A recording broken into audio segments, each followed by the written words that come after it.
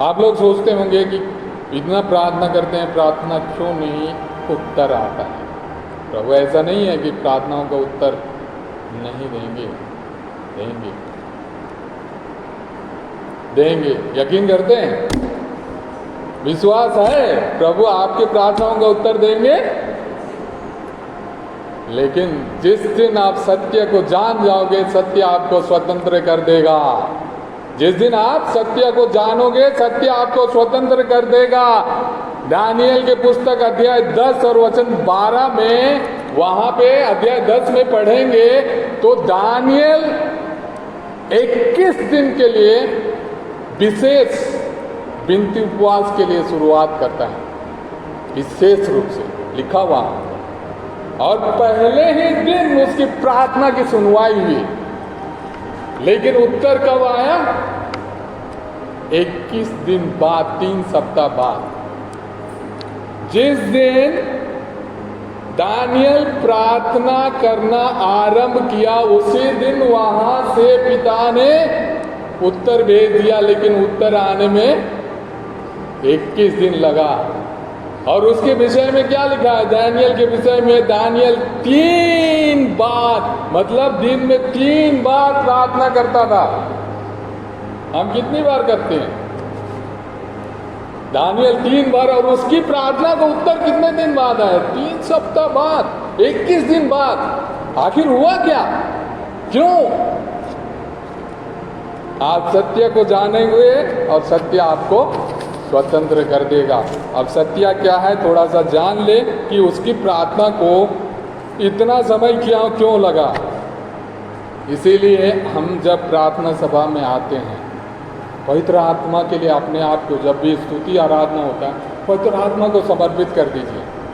जब उसके वरदानों से आप भरेंगे ना, एक एक जन, कोई भी हो, एक एक जन को वरदान, एक अच्छा वक्ता बनेंगे आप, एक अच्छा प्रार्थना करने वाला। आप जो प्रार्थना करेंगे, उस प्रार्थना से तुरंत हीलिंग होगी, चंगाई होगी। आप रोगियों को चंगा करने वाला, चमत्कार दिखाने वाला, भविष्यवाणी करने वाला, आप जो बोलेंगे, पवित्र आत्मा आप पर प्रकट करेगा कि कल क्या होने वाला है, और वो वैसे ही हो, ऐसे। तो यहाँ पर देखिए, दानियल के पुस्तक में हम पढ़ते हैं, यहाँ पे इसकी प्रार्थना को इतना समय क्यों लगा? यहाँ पे लिखा हुआ है अध्याय 10 वचन 13 में, फारस का राज्य का प्रधान स्वर्गदूत 21 दिन तक मुझे रोके रहा, किंतु स्वर्गदूत का मिखाएल नामक प्रधान मेरी सहायता के लिए आया, इसलिए उसे वहाँ फारस के प्रधान के यहाँ छोड़कर मैं तुम्हें यह बताने आया हूँ कि तुम्हारी जाति का इस अंतिम समय में क्या होगा। यह दिव्य दृश्य तो भविष्य के विषय में है। यानी कि यहाँ पर देखिए, दानियल की प्रार्थना सुनी गई थी पहले दिन, लेकिन किसी ने रोक रखा। किसी ने, यहाँ पे लिखा हुआ ना, फारस राज्य का प्रधान स्वर्गदूत 21 दिन तक मुझे रोके रहा। यानी कि उसके साथ जो है, जो स्वर्गदूत जो दानियल की प्रार्थना का उत्तर लाया था, उसके साथ में 21 दिन तक इनकी लड़ाई हुई। यहीं पर वो बता रहे, वचन ही बता रहा है कि 21 दिन तक। इसीलिए हमें भाषाओं का, अनोखी भाषाओं में प्रार्थना करने के लिए प्रभु वरदान देते हैं पवित्र आत्मा के द्वारा। जब आप अनोखी भाषा में, इसलिए जब भी आप प्रार्थना सभा में आए तो आप प्रभु से मांगिए, प्रभु मुझे अनोखी भाषा का वरदान दीजिए। और जब अनोखी भाषा में प्रार्थना करते हैं तो जो संघर्ष करता है ना, संघर्ष करता है, वो समझ नहीं पाएगा कि आप क्या बोल रहे हैं।